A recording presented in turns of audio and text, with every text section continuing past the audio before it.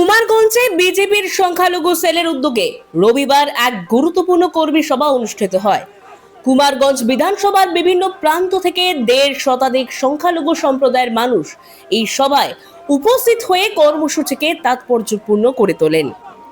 সভায় উপস্থিত ছিলেন বিজেপি প্রার্থী শুভেন্দু সরকার। তিনি তার বক্তব্যে সংগঠনকে আরো শক্তিশালী করার উপর জোর দেন এবং সকল সম্প্রদায়ের মানুষের উন্নয়নই দলের মূল লক্ষ্য বলে উল্লেখ করেন। পাশাপাশি তিনি কর্মীদের ঐক্যবদ্ধভাবে কাজ করার আহ্বান জানান।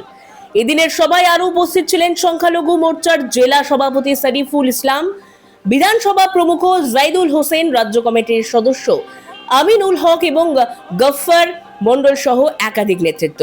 তারা সংগঠনের ভবিষ্যৎ পরিকল্পনা এবং কর্মীদের সক্রিয় ভূমিকার উপর গুরুত্ব আরোপ করেন। সভা থেকে আসন্ন বিধানসভা নির্বাচনে বিজেপি প্রার্থীকে জয় করতে সর্বশক্তি দিয়ে কাজ করার বার্তা দেওয়া হয়।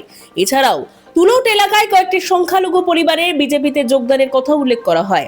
সভা শেষে গোপালগঞ্জ এলাকায় একটি মিছিল বের হয়, যেখানে কর্মীদের মধ্যে যথেষ্ট উৎসাহ ও উদ্দীপনা লক্ষ্য করা যায়। নিজস্ব প্রতিবেদন, জনতার কণ্ঠ।